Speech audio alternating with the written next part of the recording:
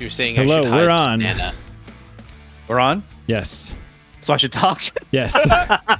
There's Will. Hey, ballers. Hey, ballers. Welcome to If These Balls Could Talk, where we talk about the latest in sports, tech, and pop culture. As a reminder of the format, we each come up with 4 topics without the other's knowledge. If you like what you hear or see, please like us or hit that subscribe button. Or as I like to say, and John and Pete love to hear me say, tickle that little bell. Nobody's going to tickle your bell, Mark. It gets slightly more normal each time. Sad panda. It doesn't. Don't normalize bell tickling, Pete. I mean, everything else in this country has good. been normalized, so why not that? So this is Mark along with John and our producer Pete. We'd like to welcome back to the podcast our old friends James William Smart and Richard Naething. Good evening, Rick and Will, and how are things with you guys? Hi, Mark. They're pretty good. Good to be back. Will, you should use that whole heavy. voice. That voice True. the whole show. That is not going to last at all. That was it. I am tapped out. If I do that Tapped once out more, for voices. I am done for the rest of the show. You know, I gotta say, yeah, I don't think I've ever heard Will do a voice ever, so that's amazing. Really? That's that pretty good. seems unlikely, statistically. Anyway. Okay, John, how you been? I'm great. I was just telling everybody in the green room, in my continued search for movies that Jamie likes that are awesome, we started the Divergent series back from like 2016 with Shailene Woodley. And I dodged that movie when it came out because the idea of like a YA film that was like about a girl with a bob didn't really appeal to me. And I'm watching with her and I'm like, you know what? This movie's kind of awesome. So then we watched the second one. They all showed up on Netflix one day. We watched the second one, and we just started the third one. The third one is less good, and the third one caused You don't need to watch the third one. It's less good. It's less good, and apparently they were going to 2-part the third one because they wanted to be like the Hunger Games, but it didn't do so well, so they didn't 2-part it. There is a 4th movie. Did you know that? There is a 4th movie? Really? There is a 4th movie. I believe it never made it to theaters. I believe it instantly went to like Prime or something like that, and then it didn't do well, so they just took it off. They Westworlded it. They Westworlded it? No, they didn't disappear its existence. It doesn't exist. It doesn't exist. Westworld got disappeared. Yes, the 4th Divergent movie is nowhere to be found. That's the saddest. That is the saddest thing about the media landscape today is that Westworld was a write-off. It's like, oh my god, it was a write-off. I know. It was like the coolest show, and then it got bad. And then they were like, you know what? Fuck it. We don't need it at all. Let's go. you know what? Okay, so even when Westworld was bad, right? It wasn't like really bad. I mean, there's stuff that gets greenlit now that's just Madam Webby. I don't think season 4 was good. Madam Webby. That's going to be like an adjective for forever now, isn't it? I know. Maybe we can have a rating system based on Madam Webs. How many Madam Webs it was? Oh, How many Madam Webs was this? Well, that's not good at all. I watch another YouTube series where it's a 2-part scale, right? You get Oscars, and then you get Marks, the guy from The Room, right? So it's like, you know, how good is it? So it can be like, you know, how many webs is it bad, and how many morbs is it weird, right? How many morbs? You know, you get the two axis, right? Sony just needs to stop, and we need to move on. No banter until we're done with introductions. Oh, okay? yeah. I was gonna do a shout out to Katie about, because speaking of rating systems, the feels like VHS banter, Club, Mark. the VHS Club, they grade all their movies by Christian taters. Yeah, they're doing Nothing But Trouble tonight. If you guys want to like flip the channels, go over to the VHS Club. They're also recording right now. Dual box it. Dual box it, yeah. Watch us both. They have more followers than us. Katie's a professional. Is there such thing as a YouTube simulcast? Fuck yeah. Huh. Picture in go. picture, right? What happened to that? Should be. All right. Let's go. So, Mark, what's up, man? Tomorrow I will be running 10 miles. That's a bad decision. Nice. Yeah, So- I know. That's a So great no booze decision. again? Come on. What's that? No booze again? No booze. It's I'm so funny. I've been I'm funny or completely drunk. I've been completely booze free for the last week and a half. I was drinking scotch, but I have not had any I'm beer gonna finish this this whole brandy month. while I'm talking to you guys. More efficient Aw, drinking. That's like what we did one time we got together, and Rick and I were like, you know what? We could drink a bunch of beer and just get really full and feel like gross, or we could just get drunk by drinking scotch. It's way less. It's way more efficient. Definitely more efficient. But I just came from carbo loading, so I'm Ooh, very happy right now. That's That's the fun. best part of my runs is the carbo loading. What'd you eat? Let's see. So I started off with a chicken cacciatore dish. Wow. And they made it with rigatoni. John, you would have loved it.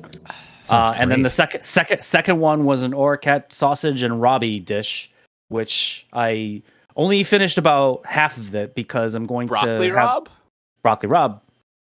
I'm gonna have because this is a night race, so it's very hard to carbo load the day before when you're running the next night. You need a So, giant Rob, pasta by the way, breakfast. anybody who doesn't know, it's Italian broccoli. It's awesome. So that's gonna be my lunch tomorrow, Nice. Fantastic. and then I'm just gonna get drunk after I Nice. run my 10 miles. That seems legit. That is perfect. Absolutely. Seems legit. I wanted to That's how you thank gotta Pete do for it. being with us. He's had kind of a Yes. tough day, so if Pete wants to talk about his tough day or not, you don't have to. But thank you for being with us. Nope. Let's drink. Hey, there we go. Cheers. Love it. Love it. All right, and how are the boys? Will, Rick, are tanks still heavy? Everybody Yeah. wants to know. Heavier I than actually ever. haven't weighed one recently, so I'll defer to Rick. The Russian tanks have been getting less heavy. Damn, Less we're- heavy. We're hitting with Interesting. javelins, losing the top, so that's been good. All right, good. Right. Good. It's Why do true. they- It's true. And Russians all the got to screw with insides. everything. Is it like a tactical decision? Are we talking speed holes? Is this reduced radar profile? What are we talking here? Yeah. I mean, I think that. Well, I don't know if they go faster once you.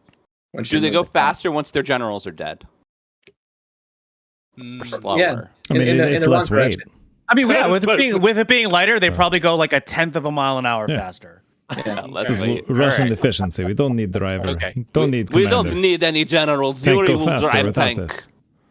All right, and Yuri now is- it's time. Yuri is Well- great tank driver. Oh, sorry. John had asked me if I want to talk about my day, and I didn't want to talk about my specific day. Sorry to interrupt. Oh, like I that. figured you were done when you said No. let's drink. I just I didn't thought want to that was talk a about really work. good. I thought that was a really good response. It was, but I did want to say that I'm very proud on a happier note how crazy fast Liam's been growing, and like he today at daycare we got a little video when he's at full standing and he was like like because he didn't want to be sitting rather, and they're like, okay Liam, like go, and he just goes, oh, climbs up the wall like the shelf, and he's just standing there like, okay, like Yeah. that's new.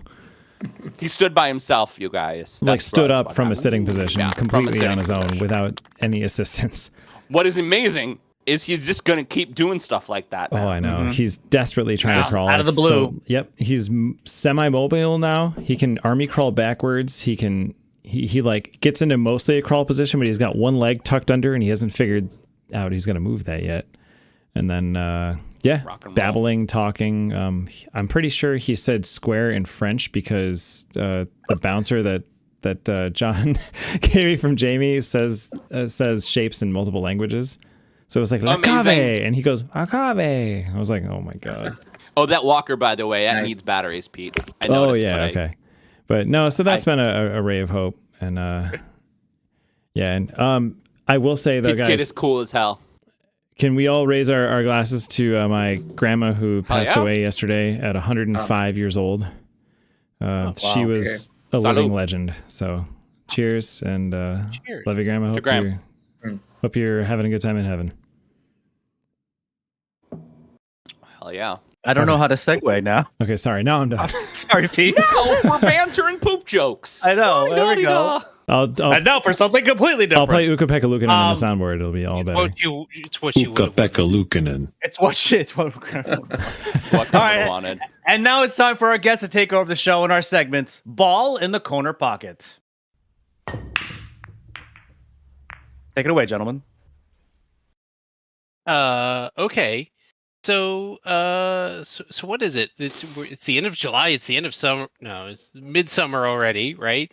Yeah. But the Olympics start. When does this thing air? Tomorrow. Yes. The Olympics start today, tomorrow. Depending on your Tomorrow. time The opening, zone. Tomorrow the now. opening ceremonies are now. When That's will happening. then be now? Now. Anyway, Soon. Olympics tomorrow. And like, I mean, I remember the Olympics as a kid being like just this like impressive like national pride thing. It was on TV. We would like sit around the TV. That was the primetime programming for like a couple weeks in the summer. It was the Olympics, right?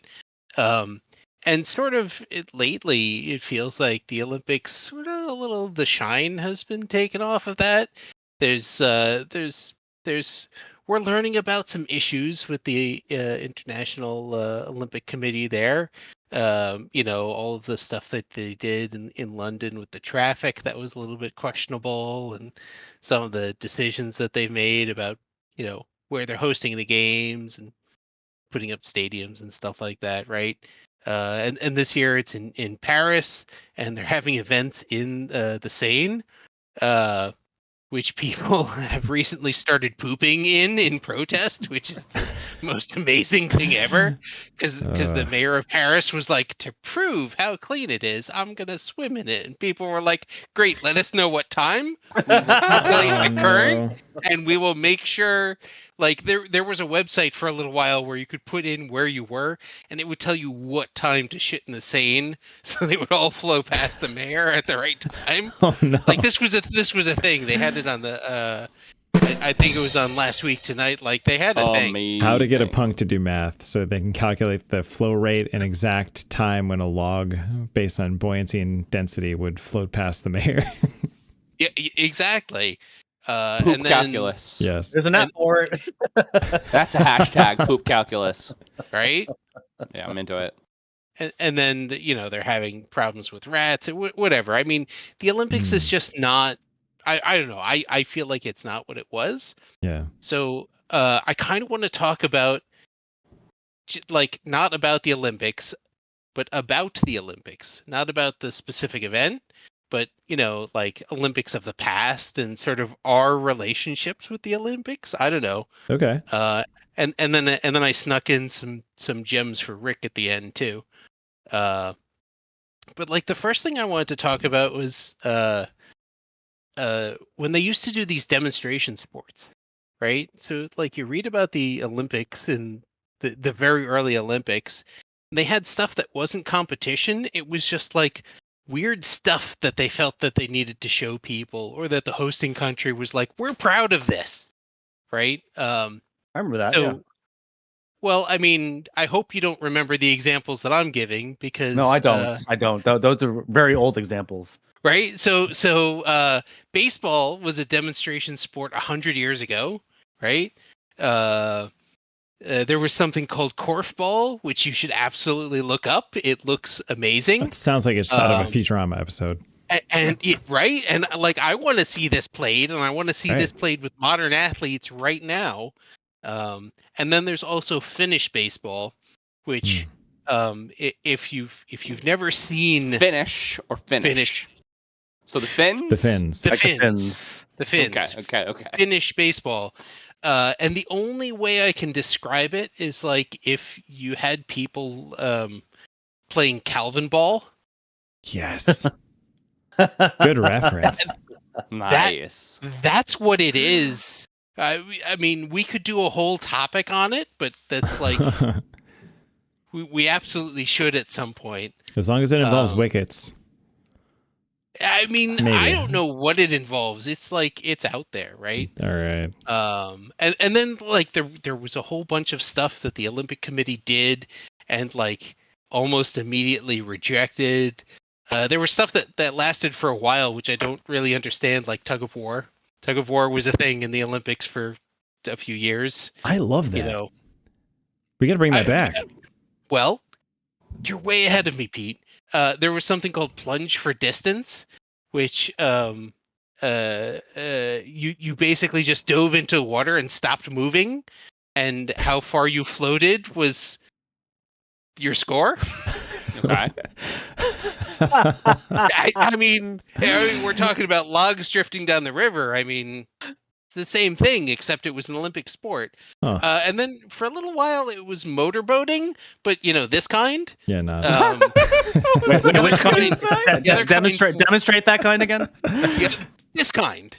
Oh, Right. yeah. Not This the will play not the really other- well in the recording. Yes. Yeah, no.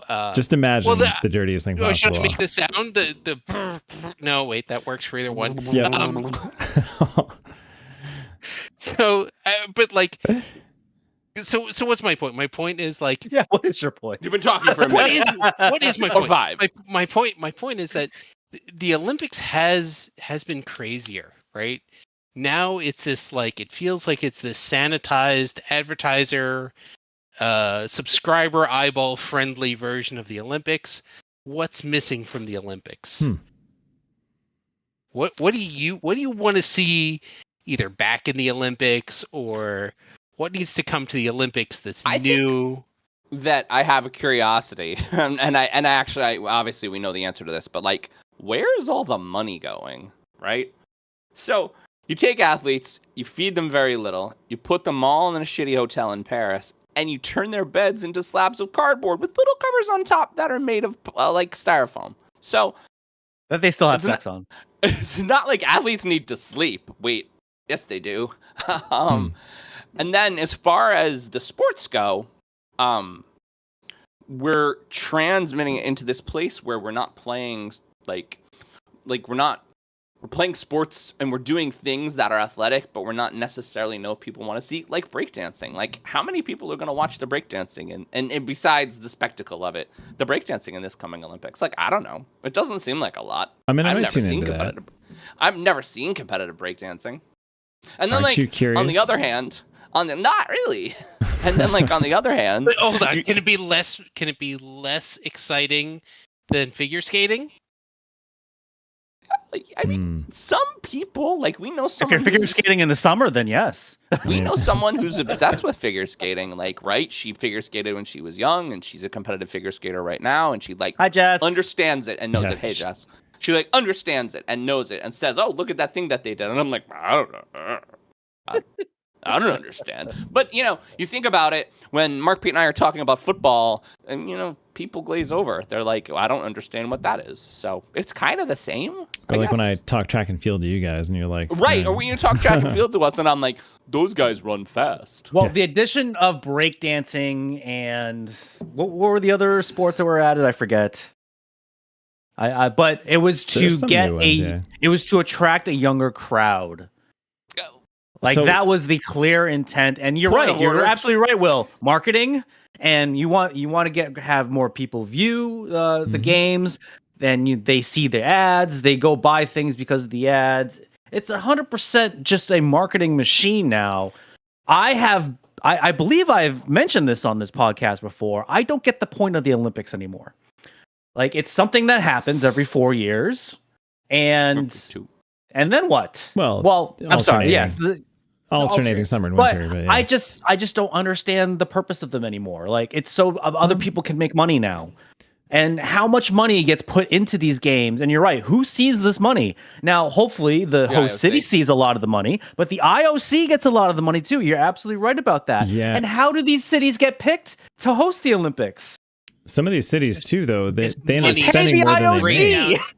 Yeah. Straight down the IOC's pants. They pay the Straight IOC. through the Right. funnel. Yeah, Yeah. It's more corrupt than soccer. I mean, it's pretty bad. Absolutely. Yeah. Soccer's pretty corrupt. Yeah, it is kind of sad. And What are you going to say, Pete? I was gonna say I agree with Will though. Like, where are the experimental sports? Where's the fringe? Like, the cutting edge of this stuff. Whereas it's almost too formulaic. And I wonder if games like the X Games and similar competitive analogs now have kind of taken up that mantle. Well, and I think that's so the probably Olympics why no longer skateboarding has and the foothold for that. skateboarding and surfing and sport climbing and X game events are now BMX. Olympic events.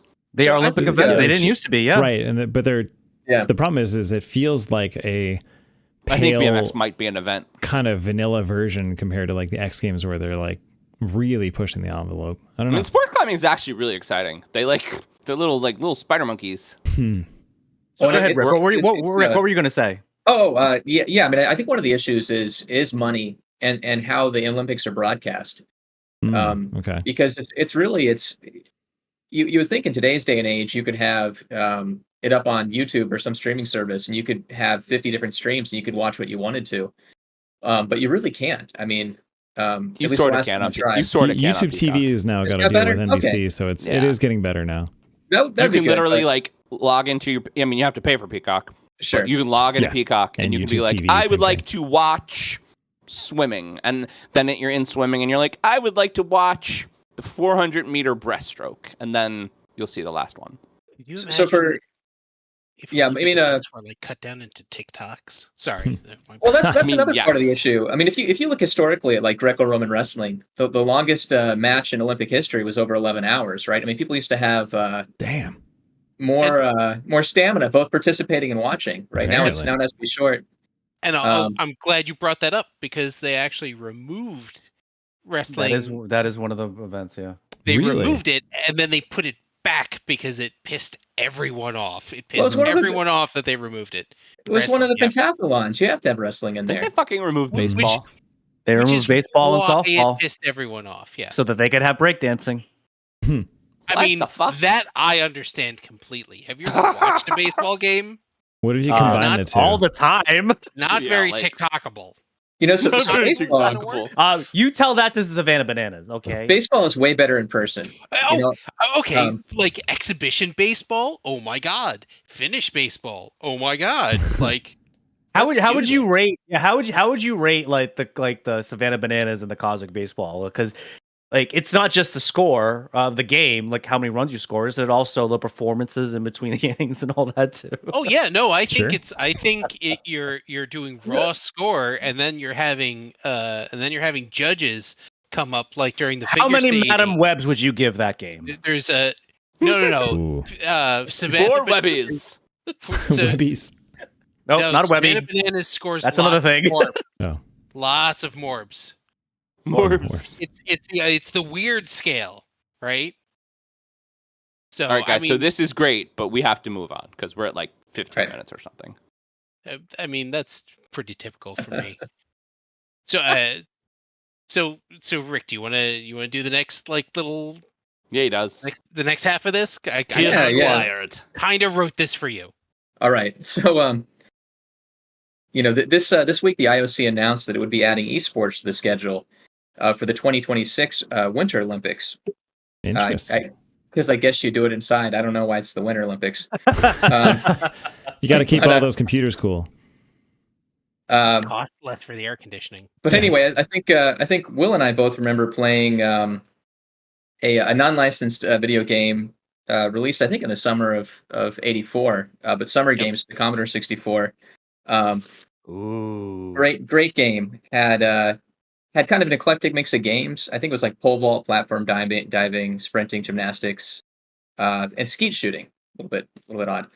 But so I guess, you know, there's been a number of games targeted at the Olympics or video games that are Olympic themed.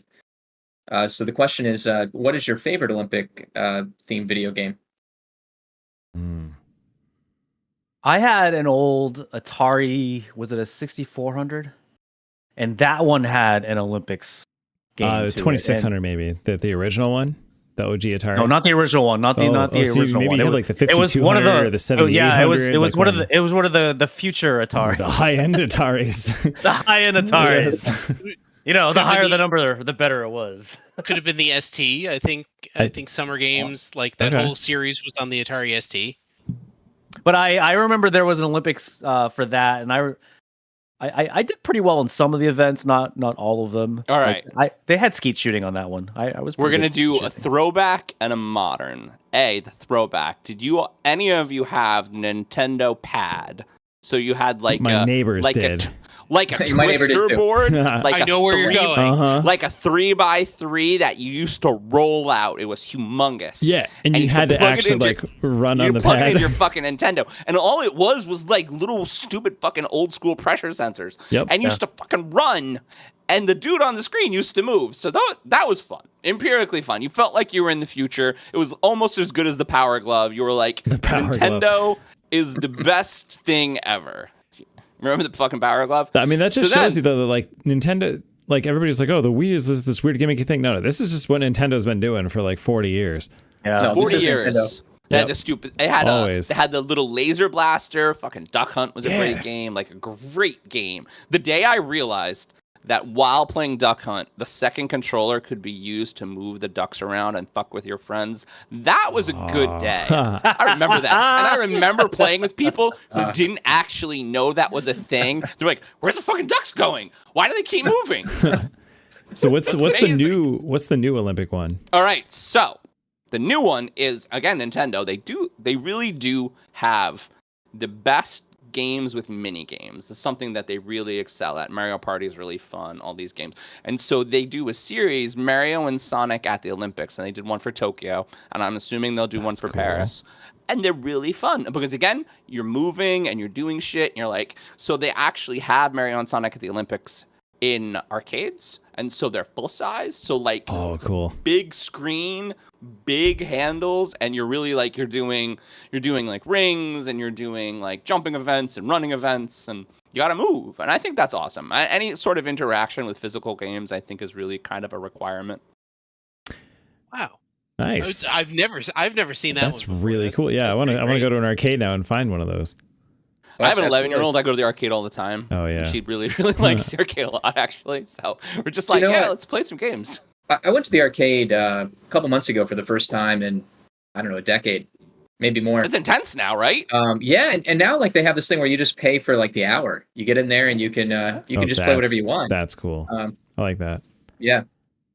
So I'll be having a birthday thing in a couple weeks, and that's one of the places we're going to. We're going to an arcade bar, and Nice. yeah, you pay an entrance fee, and you essentially have unlimited games for however long you want to play. Are they new games? Of course, or the old drinks games? are like $20, but no, they're like the old school games. Oh, like Yeah, Killer so Instincts. like arcade stand-ups. There's a lot I mean, of those. they do have some of the newer games. I like to concentrate on the older ones, so I don't really know which newer ones are there. But we're gonna sing our hearts out, and then we're gonna leave because Jamie's only 11. But we're gonna have a good time. Nice. Shout out, by the way, for games, and not Olympics specifically, but they are competitive multi-event sportish games on the NES. California Games. I don't know if you guys remember that one. That was an classic. California Games is from that same series. It was the same publisher. It was some of the same developers. Okay. That's what that was from. That was good stuff. That's awesome. I had a lot of fun. So with that. the original summer games and the follow-up winter games each sold 250,000 copies over 5 years, starting in like 1984. Which, if you think about it, for the time, was pretty much everyone. That's like the only game that's sold, because wasn't that in the middle of the video game like Crash? Yeah, Maybe that was more console. Yeah, that happened differently on consoles. Yeah, than versus like home computers. PC. Yeah. Because piracy was alive and well back there on both platforms, actually, which is why Nintendo played all those tricks. But So it's not strictly a game, but in the late '90s I lived in Atlanta, and in '96 they had the Summer Olympics there. Part of the pitch for Atlanta to get the Summer Olympics is they had GTRI, Georgia Tech Research Institute, put together this whole VR package, kind of like a game engine. And Jesus Christ, John, turn your sound down. They they had that as part of the pitch. I think that was back when the pitch was more than just a giant suitcase full of cash, and that was actually interesting. That was one of the deciding factors. They had this whole high-tech virtual reality setup, and then when they cut to the different events, the network actually would zoom in through the VR to show viewers like where they were in the city. Cool. That's pretty sweet. I forgot about that. That was one of the last Olympics too that I remember. Atlanta, right? 96. That was the last one that I remember being enthralled in like every event. Like, oh yeah. Well, we were the right age for it, but also they had that mascot that was like somebody on acid came up with it. Yeah. I don't know. Didn't a bunch of fucked up stuff happen in the '96 Olympics too? Oh, so much stuff. Wasn't there a bombing too? Yeah, there was a bombing. And then the Richard guy Jewell, good movie. Oh yeah. Michael Johnson broke the 200-meter record by like a massive amount with his golden shoes. Was that Atlanta or That was I thought Atlanta. that was Yeah, in 2000. That was 96. Okay. And now Will's a puppy dog. What is Will? No, doing? I found a picture of the 1996 Olympic mascot, and I'm pretty sure which way it's up. Like, I can't make any sense out of it. You're like, I don't know what this is. All right, do you guys is have another question? 'Cause cocaine use? From I think my we're good. very loud timer, we are out of time again. Let's Yes. move. No, I cut it short because I knew we do this. You cut it short because we pulled it long. That's right. That's what she said. Yes. We would like to thank one of this week's fake sponsors, Thrive Fitness Trackers. Track your progress and achieve your goals with Thrive Fitness Trackers. Monitor your heart rate, steps, and more. Wow, I screwed that up. Oh no. Monitor your heart rate, steps, and more. Thrive. Your journey, your way. Not about a penis. Not about a penis. All right, everyone, are we ready to kick off this shindig? Yeah. Sorry. First topic. Just that. Doo-wop, doo-bop-a-doo-a, doo-wop. First Yeah. topic. Yeah. All right, so we led off the show last week by talking about the attempted assassination of Donald Trump, and it looks like there was zero hope for the Democratic Party as Joe Biden refused to step aside after many calls from the left to end his re-election bid. Well, it all changed last Sunday night as Joe Biden admitted that he's probably not the best candidate to represent the blue side. In comes his VP, Kamala Harris, and she instantaneously gets enough support in terms of endorsements and delegates as she takes the reins. So everyone, does the impending nomination of Kamala Harris change anything about the upcoming presidential election? I mean, it changes everything. Seems like it's already changed a lot, yeah. Changes everything. I saw a stat that after the RNC, the Republican Party is expecting somewhere in the range of plus 20 points in the ratings after the announcement of the vice president.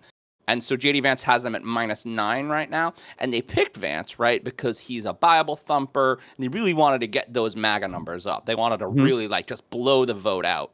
And because they thought they were going up against useless Joe Biden, right? Grandpa Joe, who is too busy sleeping. And they didn't think about the middle at all. They didn't think about any swing states. They didn't think about pandering, right? And they probably should have. That's one bad. Yeah, that's the one thing the Republican Party doesn't do sometimes. Is they don't think far ahead enough. They just see what's in front of their face and they just react. So now, not only is Trump on his like, well, I'll debate Joe all the time because he knows that Joe is senile. He has to go up against, and fine, Kamala was in a hole for 4 years. I don't necessarily think that was her fault. I think that was just their strategy, whatever. Up against the Attorney General of California, man. This woman can talk. I don't know if she's good at politics, but this woman can talk. She's very convincing. And her first... it's refreshing, isn't it? It's refreshing. She can stay awake the whole time. If she can stay awake the whole time. It's progress. Right. But She can make it through a whole speech. She doesn't have to nap. Not Nice. only can she talk, she can talk shit. Yes. Yeah. First see rally, that. she essentially calls him a criminal. Like 3 times, not faded out at all. Just like, all right, I'm ready. I'm used to him. I used to deal with criminals. Right. Donald Trump's nothing. I mean, I don't know. It's a different day because now what she can do is she can be convincing, charismatic, and talk. She's younger than 70. She's a woman.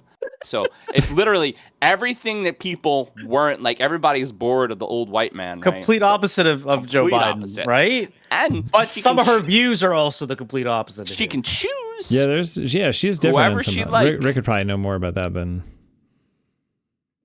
Well, we have to be conscious of Rick's ability to speak of this. Yeah, so I won't Rick is limited. Yeah. be too we have afraid, to but be conscious of that. Yes. I will say that I think it's nice seeing somebody that's awake. It's Awake. Just, but the thing is, like, we went from somebody that two candidates that were really old. Maybe this says more about me than anything else. But when JD Vance was first announced, the thing that stuck out to me was like he's younger than I am. Yeah, he's like a little baby child. yeah. He's like a little Super baby young. child. Are we getting old? We're getting old. We are. We are We're getting getting old. old. Yes. Yeah, It's we're getting old. Like I walk around like and anybody who's listening knew, like, I work on IT, so I'm like walking around, I'm doing IT work, and I'm like talking to my new hires and like my interns and stuff, and I'll like make a reference, and I'll look at them, and they're like in their 20s, and I'll just be like, "You don't get that at all, do you?" And he's like, "No, I don't know what you're saying." I'm like, "Okay, Yeah, cool, that happens at cool, work, cool, too. cool, cool, cool." I love that moment talking to someone and they have no idea what you're talking about because they're half your age. You're like, all right, whatever. This, In this my is your my defense, no one thinks I'm in my 40s, so that's good. There you go. Oh, that's good. have you had your like, hey, who 3D printed the save icon moment yet with the new hires? I still have some floppies, I think, somewhere in this office right now. It's 3D printed the save icon. So who actually thinks that this is going to change who's going to win the election? Does this swing and enough I think it definitely. so that Donald Trump does not get elected? It's not a guarantee for that, but it. Competitive. Yes, it's now. Yeah, I think it makes it competitive. I think it's going to be a really tight race. Yeah, this really swung tight. This swung it from Trump. Pretty much had like martyr status without actually dying, which it seemed like there was no way he was going to lose. After all that happened, and then the RNC, everybody's all fired up, and then this happens. It's like, okay, it's still a race. Okay, so I have a fun question, though. Was this always the plan so they didn't have to primary on the Democratic side? Oh, I mean, I'm going to one up that. And I'm going to say, I'm going to say, in retrospect now, right? Was holding Biden stepping out of the race for this long to force Trump to make the VP pick? Yeah, make a bad VP pick. That's way too meta. I mean, that's how politics work. That's very 4D chess. That's way too meta. Yeah. From the party that offered us Biden in the first place. Right. I think you're So, giving. like, I think you're giving these 70 / almost 80-year-old men. Well, one of them is 80. A little too much credit. He's not. No, A little too he's much not- credit. I don't He's think not that making those wouldn't have been decisions. Joe's to plan. be clear, That'd be like to the clear, DNC's this plan. was not right. Right. Yeah. I would like to think that was the plan because that's a lot better than the alternative. Right. No, I mean, I think it's a lot There was better than no what plan. actually happened. Right. It's like, oops. Yeah. That would explain why so many were sounding nervous in interviews. Like, he better step down soon because, like, look, we got to call George Clooney. Like, maybe he'll convince him because Joe was like, no, I'm staying in, and they're like, that's not part of the plan, Joe. So I mean, yeah, the one thing that's really crazy now that has changed is now we have a party, we have a candidate for president that is capable of responding to external stimuli like a living person, and we haven't had that in years, right? Yeah. Like, when was the last time we had that? Okay, So I mean, Obama. and I'm in smack dab in the middle. Y'all know both sides on everything. But a candidate for president who not only is charismatic, but is a little bit convincing, like can speak to can speak to things instead of just blabbing along about how whatever we're talking about is the greatest thing or falling asleep. I mean, like, Right. So, creepy uncle Let's step back. Is that what everyone is really going to believe? Like, remember about Biden's presidency is the fact that he just fell asleep at random times. I think. Yes. I mean, at the end, Mark, 100%. this is the not ending an impression is a exaggeration. very big impression, unfortunately. At the end, he called himself a black woman, He did. and he did.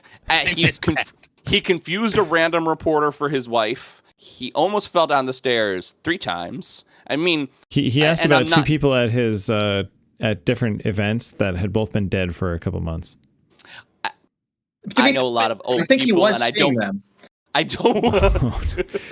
I know a lot of old people, and this is not an anti-old people thing. It's just that we can't have a senile president. We just can't. Yeah. The sad part is like some of his policy plans, not that most of them actually got implemented because he didn't push hard enough for them. I agreed with, but the problem is that like you can't do that job that requires you to like, okay, even if you have a good plan, you're not going to execute it unless you are sharp as a tack. And like Best presidents over the last, let's even say 30 years, are the ones that were the most forceful, the most charismatic, the ones that people like the most. charismatic. So right? Like Goes a long fucking way. Obama, right? Obama and Clinton. Like Clinton and say what you want. we'll go say all what- the way back in killed Well, him 'cause Reagan he was, too. I he mean, was- that's why he got so popular. in the Reagan 80s. and Kennedy and all these presidents that you remember that did great things. They were the ones that could convince people, right? But- And So think about this, right? Because we are getting old. Think about the number of people that can vote now, where the only people that they are ever have been able to vote for have been just 70-year-old men. Geriatric. terribly underwhelming speakers. Forget their age. Take their age totally out of it. Mhm. underwhelming speakers. I think that's a Both- real thing. Like W. They're Bush. both. Well, You I mean, call like- Donald Trump an underwhelming speaker? Yeah. Yeah. I disagree with that. No. I Okay. disagree with that. All right. I have heard him Have you heard speak to the literally electric? punching have you sharks because he's such a man. That he fell in the water and instead of getting spits out electrocuted, gibberish. Yeah, Yeah, he that's spits out gibberish. ridiculous. I don't think- call that underwhelming though. Yeah, I think I have you heard the meaning from like an electric thing, by the energy way, Will. perspective, Mark. Like he's definitely enthusiastic. It's just about Oh yeah. absolute ridiculousness. Right. I mean, I don't know. I think for some people the energy is all that matters, but I think Yeah. for other people you can't, like, I mean, again, look at TikTok, right? You have to have tone and content, right? Because if you don't have both the tone and the delivery and the content, you go nowhere with young people, and also the old young people too, Hmm. right? But like you have There's to a- have the whole thing. There's a problem with young people now in that no one, the old people aren't getting Too out of the damn way. young and they don't understand our jokes. God damn it! No, well, that's a problem. Yes. But in this sense, I think the problem's not the young people. It's the old people aren't getting out of the way, right? I mean, like all of 100%. DC, 100%. Yeah. just like retire, go fishing with your grandkids. Right. Enjoy the rest of You your know? life, damn it. Yeah. Well, Get it's all the not. money you need. It is not a coincidence that the big three and all the tech geniuses are taking over because they're smarter than Congress. Yeah. Full stop. That's a problem. It's a problem, and we're out of time, and that's a good end. Mhm. How long are you waiting? That is a truth fact. I know. I wanted to end it, and it came to my head. I'm like, yeah, that's it. We're gonna just leave it there. We got another good thing to talk about though. So sing to me, Mark. Hey now, it's the next topic. Get your game on. Go play. Nice. I will Wonderful. never be prepared for those transitions. It's just not a thing that's going to happen. You just gotta roll with them. So we're Yeah. going to go with the next biggest news story of the week. Unless you've been living under a rock, you heard about the Crowdstrike outage or you experienced it that hit millions of Windows machines on Friday. And in the end, this problem was from one file in a patch that sent those machines into a never-ending blue screen of death cycle. So unfortunately for most of the world, a machine that is constantly crashing isn't online enough to be remotely patched, and thus the problem is left to the IT guy. CrowdStrike stock has, since the incident, has dropped 100 points, and CEO George Kurtz was called to testify before the House Home Security Committee before the end of the day on this past Wednesday. In our opinion, what is wrong with major companies' current software update cycle to let something like this happen? And should we be concerned that one IT security company has such a broad reach to allow this to happen in the first place? I have give a my question. time to our guest. Yeah, I'm just gonna stay out of this one. I have a question. You said software update cycle. Where's the cycle, dude? They just I mean, exactly. They just YOLO'd this thing. It was embarrassing. The Like, cycle is every time something breaks.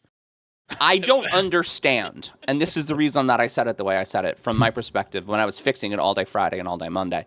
I don't understand how a company who has the reach of, let's say, the modern world, because they're Delta, hospitals, Unite, every airline, every hospital, every major business went down for 24 hours.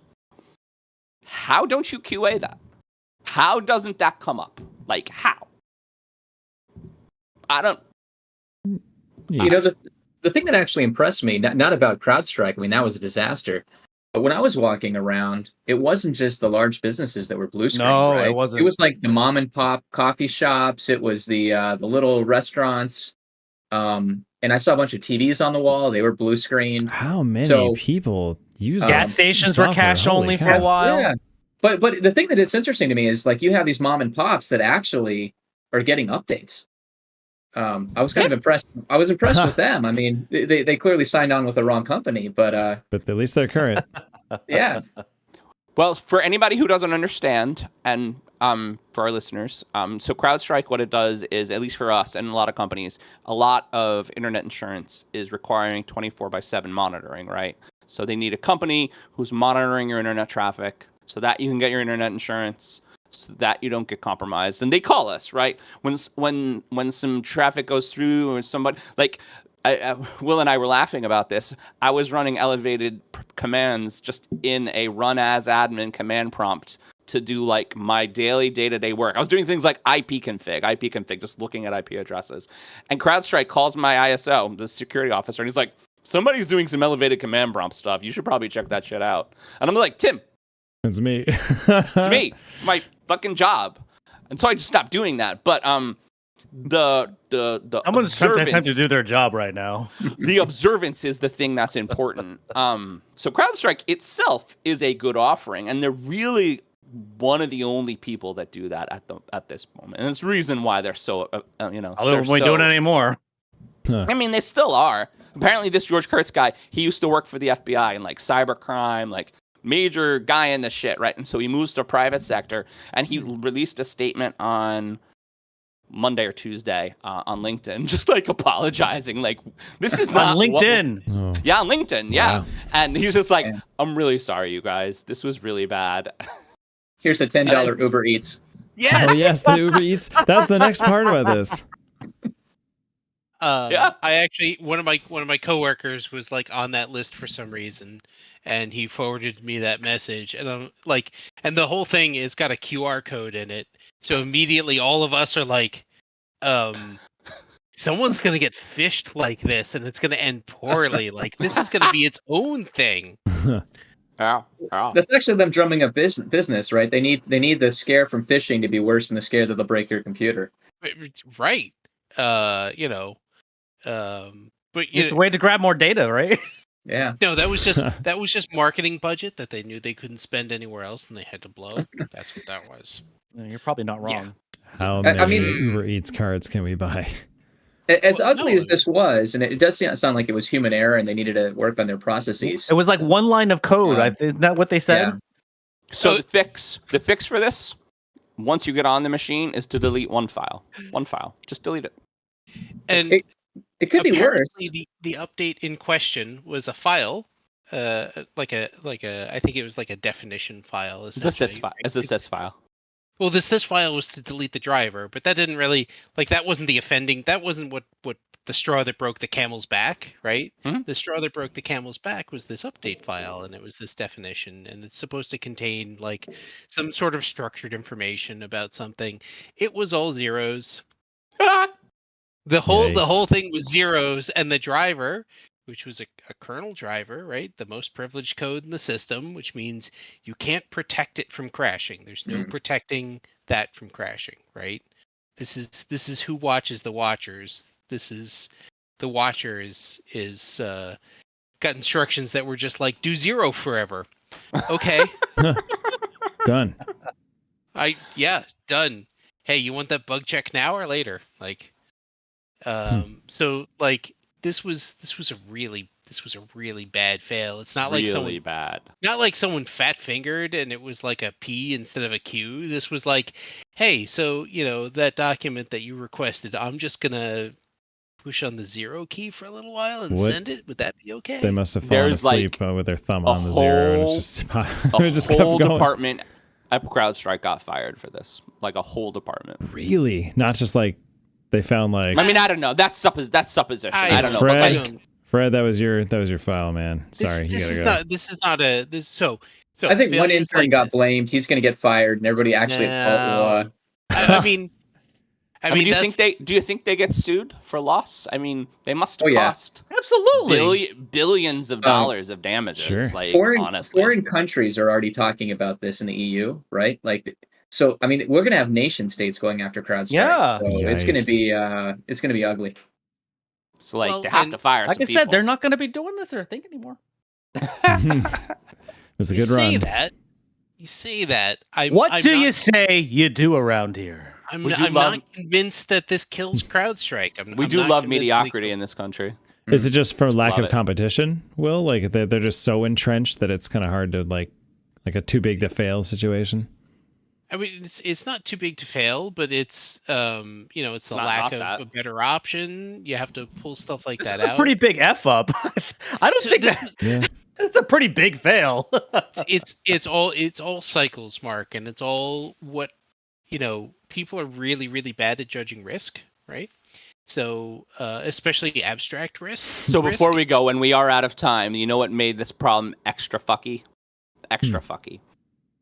Every company that is worth its salt enough to have CrowdStrike also has BitLocker. Where's Ooh. the what? And so BitLocker is Microsoft encryption, but the only thing that anybody needs to know is it requires a machine-specific code to log into safe mode. Oh, I hate BitLocker. Hmm. Yep. So not only do we have to log into safe mode because literally the machine itself will only stay online at Control-Delete for 3 seconds, but we have to look up the machine-specific code. So if you guys saw the pictures of the IT guys in their vests standing in the airport on ladders plugged into computers, that's what they were doing, just entering And it's- BitLocker codes. And it's not a Yikes. code like 1, 2, 3, 4, 5. It's a code that's like 48 characters. Ah, It's 48 characters. and you get one of them wrong. It's like, hey, bud, start over. the password is a nightmare. Yep, 48 characters, and there we go, and we're out I of should time. have it on a YubiKey. Ah, there it is. Oh, there's the plug. Hey, there's Oh. the plug. That's the way to end a topic right there. Slam. Our sponsor. What? Yes. Oh wait, my. Hey, you sponsor. talked to your. Never mind. You have your people call our people, Will, and by our I- people, you mean Mark. I mean, do you wanna? A little bit. We wouldn't say no. We wouldn't say no. Hey, it's a sports podcast and pop culture. Okay. And also tech. At this And point, tech, too. at this point, anyone willing to give us money? And also tech. We'll do anything. Almost anything. Almost All right, anything. We'll work for food. Will work for hits. Ooh. right. Ready? Yes. Next topic on Heaven's Door. Hey, hey, yeah. Next, so this next topic on. I just wanted to keep it going. Go, man. Yeah, technically this is a sports show, but I don't. My next topic is not a sports topic. In fact, it's gonna bum us out a little bit.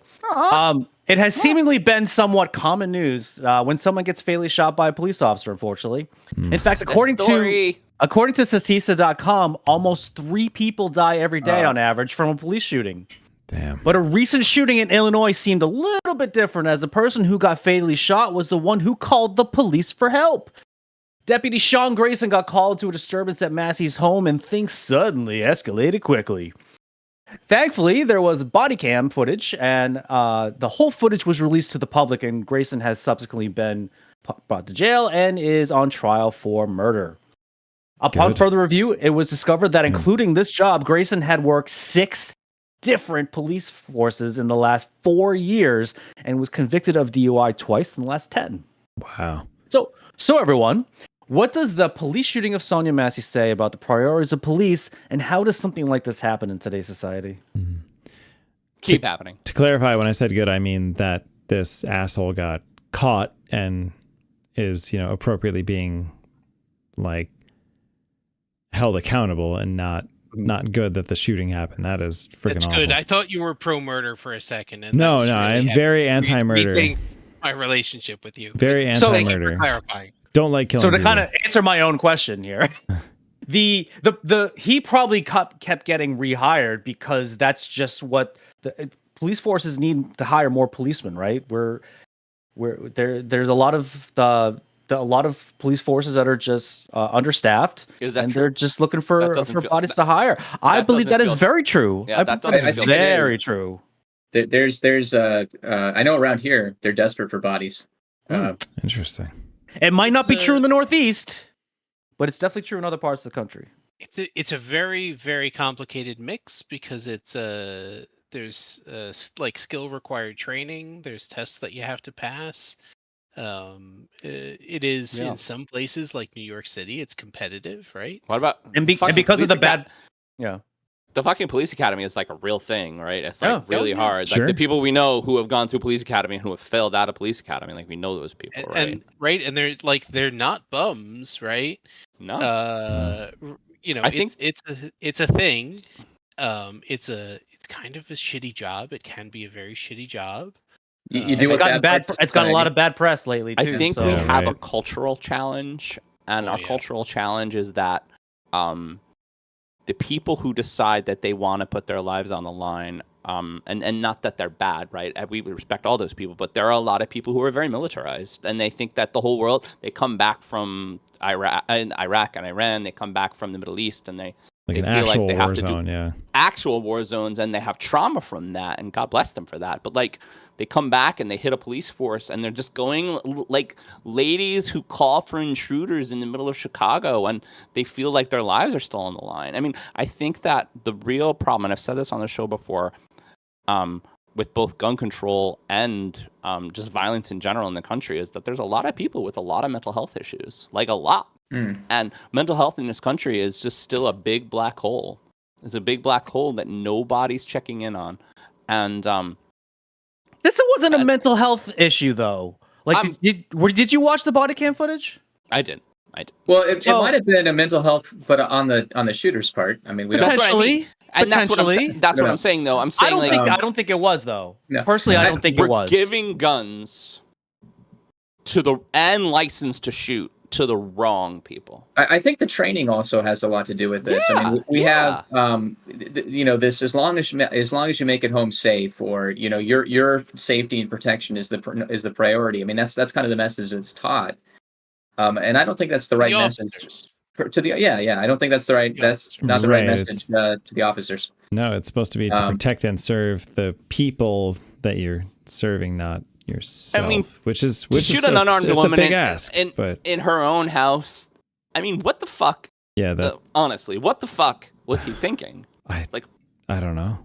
I heard, the way I read the story, she had a pot of boiling water. It was boiling water. It was boiling water. She was just like literally in her house cooking. And she was nowhere near him either. Oh my what God! The hell? Like, did he just completely lose his mind? He deserves to be kicked off the force. Yes, he deserves to probably be put in jail. He definitely should never have a gun again. I mean, you have other situations where you end up with like no-knock warrants and people kick the door in the wrong house, and then they engage the homeowner.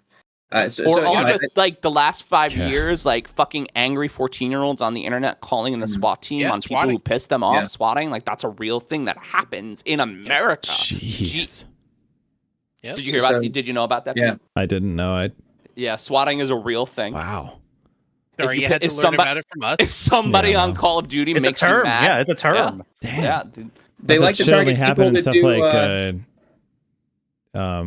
Oh wow, what was the Paul Walker movie?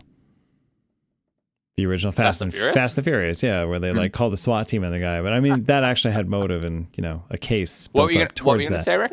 Oh, they like to target podcasts. So I heard. Yeah. Please don't call a SWAT team on us. Whoever's listening. But that's why we do this. Nobody knows where we live. Nobody knows where we live. Even though I talk about it all the time. Yeah. All the time. It's fine. What were we talking about? You wanted to have a sad, serious show, Mark. So we're talking about sad. This was important news story. All very important news. We are. It's going to take a lot to fix. It's struggling as a society. It's a societal problem. Yeah, I'm definitely with John here. This is not like a single dimensional problem. It's not like, hey, we can lay this on, okay. So part of it was the same failure that happened with CrowdStrike. No QA. No QA. Yeah. Seriously? One person with two brain cells to rub together looks at that record, actually does the work to do the search, and goes, wow, this person maybe shouldn't have a gun. Yeah. Right? Yeah. Like that's all it takes. And then instead we got a guy that was all zeros and he killed someone. Yeah. I like too. What was it, Rick, that said like the the training, the courses, the things they go through too. I mean, these officers need to be, I guess, not conditioned to be in any kind of mindset to think about doing this. Like pulling your gun should be an absolute last resort on the job. And sure, there are times where it is warranted, but I mean, right.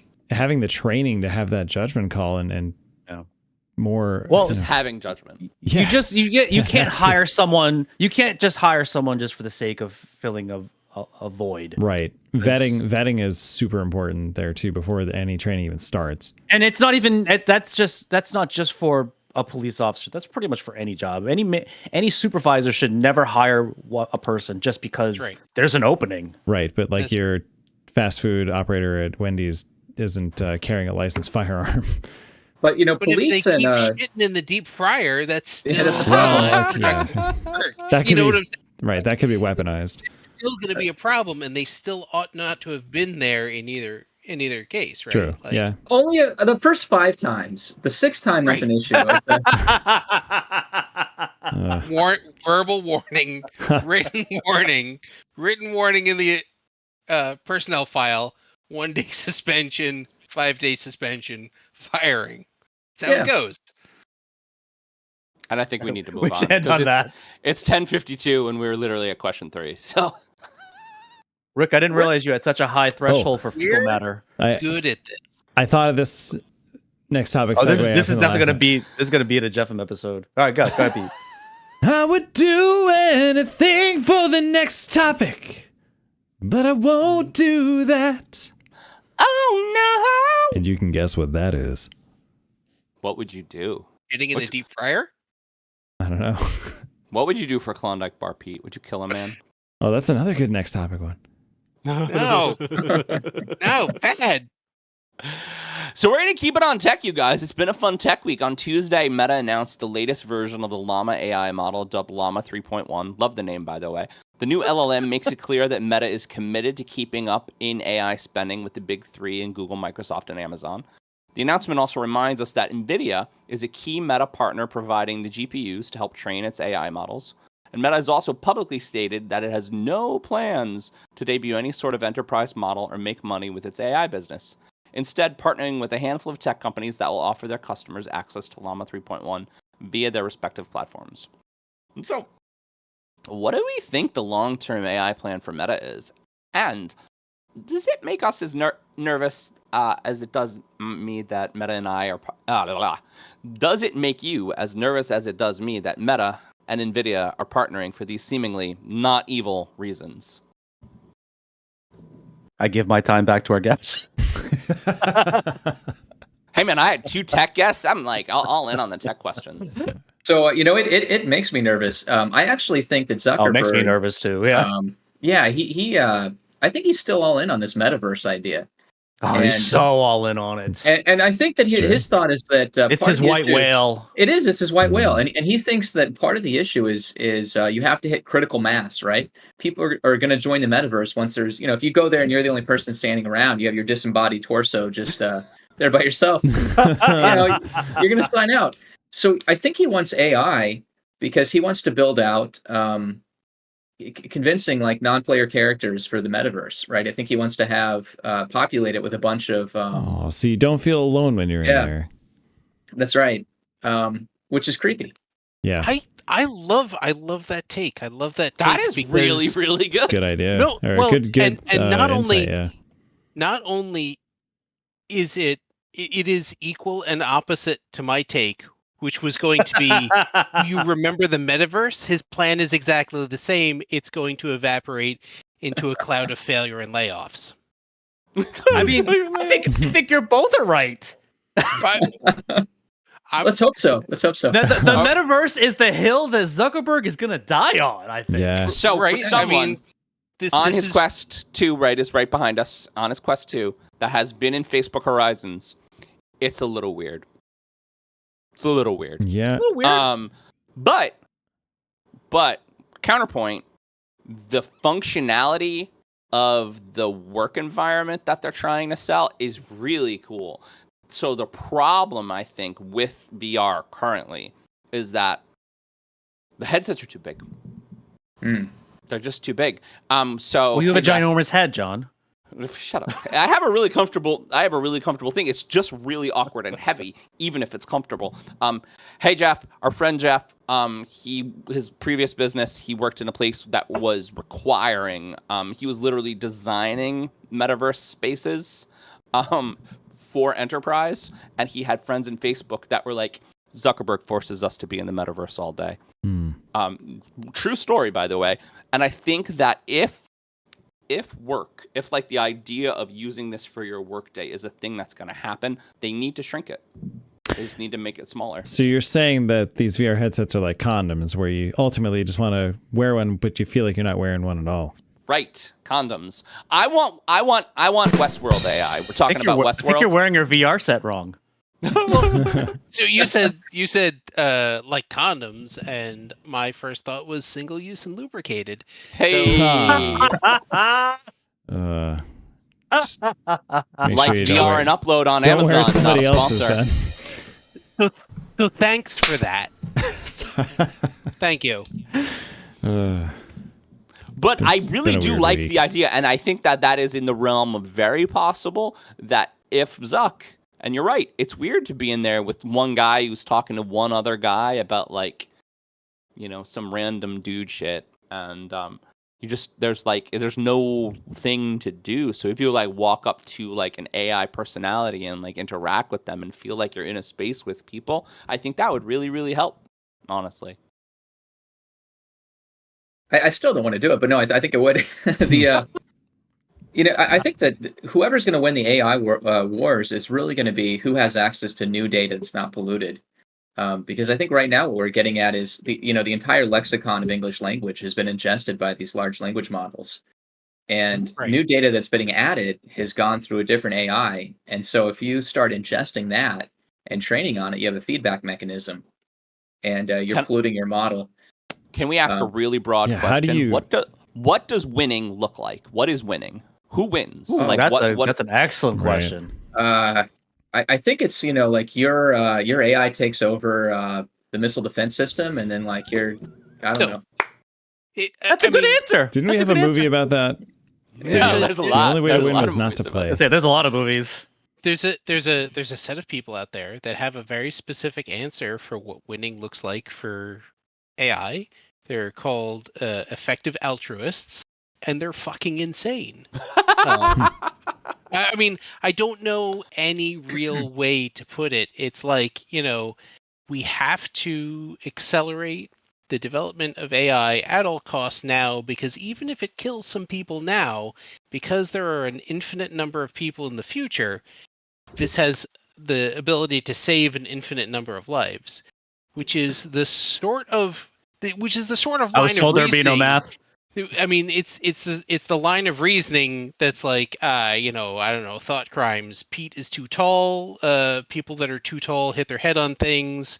Head injuries lead to traumatic brain injuries. If we kill all the tall people now, we will have less traumatic brain injuries in the future. Hey, wait a second. Later, Pete, I'm No. now pro murder. I'm with you on the murder side, right? Like Hey, wait a that's second. Just for tall people. Just for Hold tall on. people. Good news. just for tall people. I mean, it's the same reason they can't serve on submarines. Sorry. Let's start slouching. We might have to go to space one day. Well, and Tall people will require taller bulkheads. It's just not going to work, Pete. we're I'm in a sorry space. to be the person that has to tell you this. Sorry, I'm a liability, Talking about guys. how I tech is get now it. smarter than government. We're in a space where completely non-morally reprehensible people like Jeff Bezos and Sam Altman are in charge of the development of maybe the most important technology in the history of the human race. So I think if you look at these tech folks, a lot of them like Elon Musk. I mean, I think that their goal. Elon Musk, Jesus Christ! Talk Well, about I mean, the devil. He wants the singularity, right? He thinks that humanity will merge with AI, and presumably, like we'll give up our corporal bodies and just get sucked into the machine. So I think that's where they're going. Wasn't that a bad guy in Star Trek? Star Trek. Yes. Yes. All right. Did you guys see in the aughts probably a movie called Grandma's Boy or Yeah. That was a great movie. Great film. It's a Great big film. sleeper And there's hit at the time. big sleeper hit. And this guy, he's like, you'd enjoy this music better if you had robot ears, because he was obsessed with robots. And that's what I think about all the time. It's just like the people who really are like, they just don't, there's no difference in them, and they don't understand social cues, and they're just like, AIs are great. And that's Elon Musk. Elon Musk has a lot of like problems, right? And so he's also a genius, which doesn't help us at all. I'm gonna sort of rotate this conversation 90 degrees and ask if anyone has seen that the photos that Mark Zuckerberg used to generate or generated with the new Facebook Imagine Me tool that they just released based on their newest image generation model. I have not, but I'm going to Google them right now. Yeah, you should Google them. They're fucking weird. They're just really weird, and I wonder if Mark Zuckerberg inhabits the same universe in the same way that we do, or if he's just a projection into our universe of something completely alien. He's definitely a projection.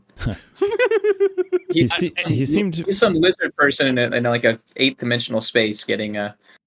And he has all this money, and I suspect not enough people to Is tell he him Kang no. or Kodos? That's all I want to know. I mean, Yeah. he seemed pretty humanized in the Facebook movie that was made roughly about him. Although I'm sure that he's probably gone on record to say that He hated that. He that hated is that not my movie because it likeness made at him- all.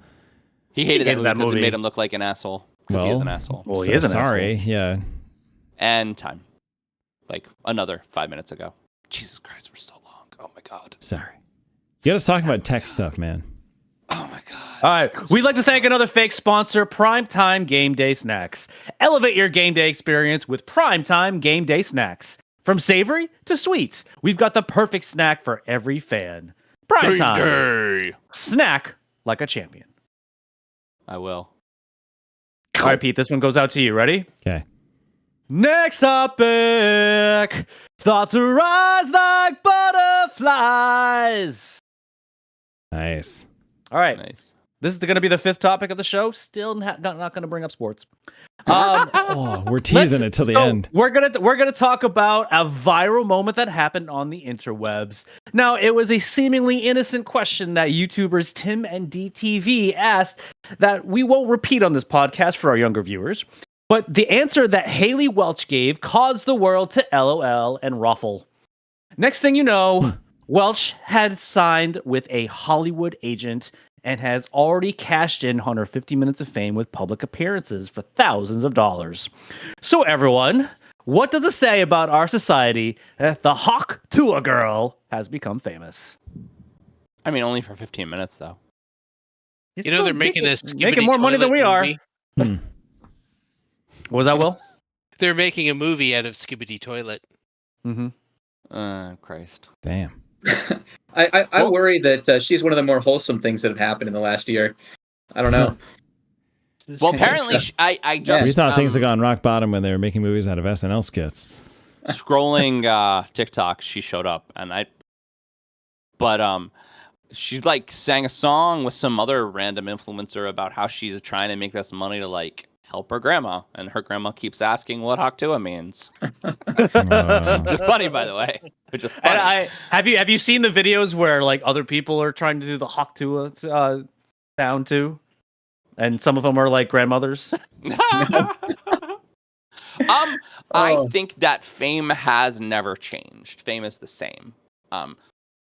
Something interesting happens. The Bud Light frogs, right? And the lexicon of the world for 2 weeks is Frogs. Budweiser frogs aren't real people, though. But They were they were voiced by real people. somewhat I got another example. That Catch But, Me like, Outside Girl. Catch Me Outside Girl. Stupid shit that people say for 2 weeks. So fame itself has never changed. What changed is the ability for regular people to get that many eyes, because fame is eyes, right? And if you have eyes, you can sell a thing, and if you can sell a thing, you're famous, at least for a little while.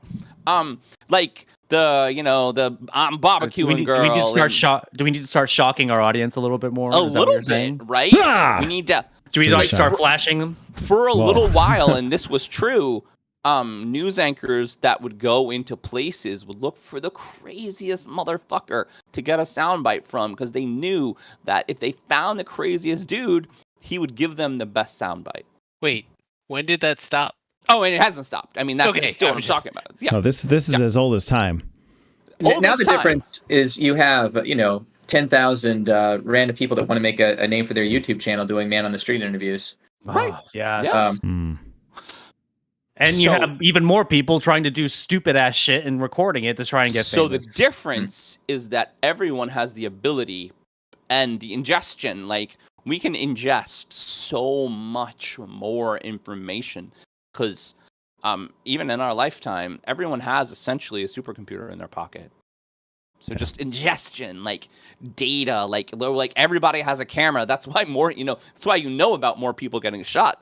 A similar amount of people have always gotten shot. We just know about it now, right? Like, you're like, everything is. I'm not entirely convinced of that, but Yeah, no, I was I'm- a little loose. But I mean, everything is faster. Everything is faster. Everything is more. And We're definitely exposed to way more of Yeah. the world, good and bad and ugly, than we ever have been before. And I think so. Like, we're not focusing on the major victim of this, which is cryptids. We basically have conclusive proof now that most cryptids don't exist, because if they did, there would be one making a funny noise and a sexually suggestive motion in front of a cell phone camera. Right. I mean, Bigfoot would have been the hawk to a girl. It is a little disappointing that camera sensors have gotten denser every year and Bigfoots have gotten fuzzier, right? I mean, it's There's a Mitch Hedberg joke about that, where Bigfoot just is blurry. It's not the photographer's fault. that's so funny. And that's extra scary to me. Yeah. oh yeah, that's funny. That's funny. Oh my god. And like, so at the RNC, Hulk Hogan Speaking of Hulk, we got to talk about Hulk Hogan. introduced Donald Trump, and the scene in Idiocracy where Terry Crews is like the wrestler, and he introduces the president. And he's like, he's gonna make the crops grow again. It is so fucking similar, and unfortunately, where I'm going with the state of the internet and the state of fame and the state of politics and the state of information, we're like pretty much at Idiocracy. And Welcome to sucks. Costco. I love you. right. By the way, anybody who hasn't seen Idiocracy, go and see Idiocracy. Maybe one of the greatest movies of our generation, honestly. I need to see that. I haven't not. Is that one that Steph and I could enjoy one night? Oh my God, Stephanie would love it. It's so fucking so smart. we gotta watch that together. It's not as funny as it used to be because it's I know it's not as Oh, funny yeah. as it used to be. now. Is it kind of hurts a like little bit. It this hurts is, a little this bit. is all prophetic. Yeah, but it's Mike Judge being Mike Judge. Mike Judge, Mike Judge just is like amazing. lambasting the world in Okay. 2006. It is so good. So good. I don't know how I missed that one. I honestly don't know how you missed it, Pete. But it'll make you Okay. really sad right now. I love Mike missed it Judge's when it humor. first So, came out too. I like dropped off the face of the planet for a couple years after I graduated from college. I consumed no like media for like 3 years. I missed that and like a bunch of other fantastic movies, and I watched them all during the pandemic. It was wonderful. President Camacho, baby. President Camacho. Oh my God. this is what I should have done when I was unemployed and in the pandemic. Just caught up on all this stuff. Well, you gotta watch it. And it's easy to find. It's on everything. And we're out of time. Was that a question? No, we're out of No, time. it was a statement. John is being more of a rules. John engine. is We trying to gotta get keep moving. John is trying to keep time, and he's doing an awful job. And we're out of time? Question mark. John's doing it because I right. failed at it in the first couple seasons. I honestly don't know why I started doing it, but I it's don't know. fine. I don't mind. The effort counts. I mean, if we didn't do that, then we would go on till like 2:30. Oh, You're it definitely- would be yeah. like 2 a.m. You're definitely and not that's doing like it- we're talking about. It's not like we October. have people we don't enjoy on Yeah. the show. You're not doing it any worse than I did, that's for sure. No. I it's pretty let much the topics same. go All right. run astray too. So I did my tribute to Pete, and I'm going to do my tribute to John. Ready? Aw. Ah. It doesn't like your high notes, Oh, Mark. no. Yeah, it's clipping. The Oh microphone no! rejected Do it you. again. Do it again. Do All it right, again. all right, ready? No, I don't need to do that intro part. Ready? Got the next topic. Could you hear that? Yeah, you Like a were lip- getting like- censored by something. It's an. I know what the song is. I'd argue that All right. is. I'd argue that. So I'm going to keep it with Mark. that's a We're going Pete to one, keep too. sports till the end, Go, man. Alice So in I have Chains. at least one more. No, actually, I have two Hashtag more. no sports. Hashtag no no. sports. So I was inspired by We Will talked for this about the one. Olympics for like an hour We did. earlier, okay? Yeah, And he's we going to did. really enjoy this one. Has everyone, and you know you have, ever come across something that made you think this is so strange, but I love it? And so one of my personal favorites from the internet is the Can It Run Doom trend. And so whether it's an unusual TV show, a quirky YouTube channel, a bizarre social media trend, let's talk about the weirdest thing in media that you enjoy, what makes it great, and why can't you get enough of it? Didn't somebody run Doom inside of Doom? Oh yeah, I mean that's Yes, like that's a real that's thing. That happened. running Doom inside any video game that you can do any sort of logic in is like table stakes. The weirdest thing that I have seen run Doom is a pregnancy test. I I am not. was not kidding prepared you for that. That's That amazing. was a thing. I've So- seen it on ATMs. ATMs, that's a common one. Yeah, I've that's seen it be run on the heads-up display on a MacBook, which I think is really cool. Yep. Has someone done it on the TI-83 calculator? Obviously. Okay. So Scott Guys? linked not a pregnancy test, a different adult item. Oh yeah. no! Oh no. Yeah. Oh no! What dildos have LCD screens? That's what I want to The know. expensive What ones. The for? ones that run Doom. Hey, you got All right, force great. feedback on that. That is the greatest answer to any question that I've ever heard.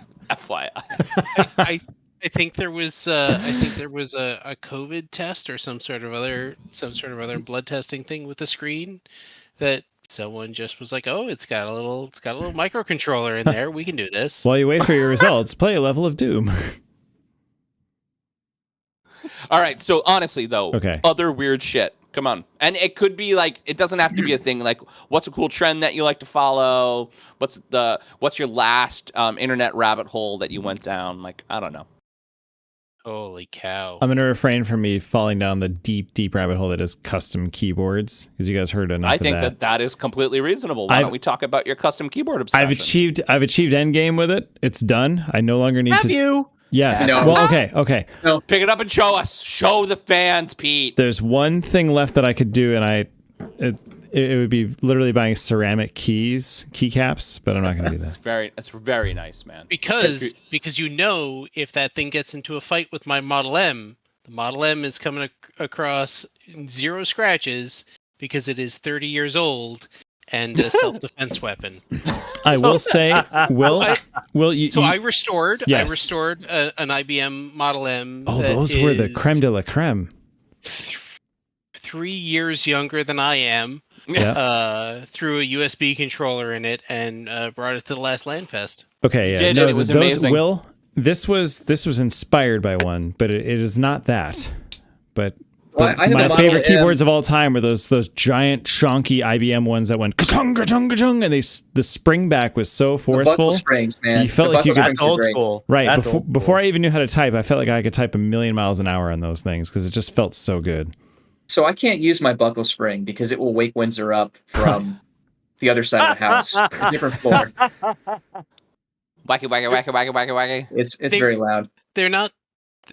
They're for sociopaths.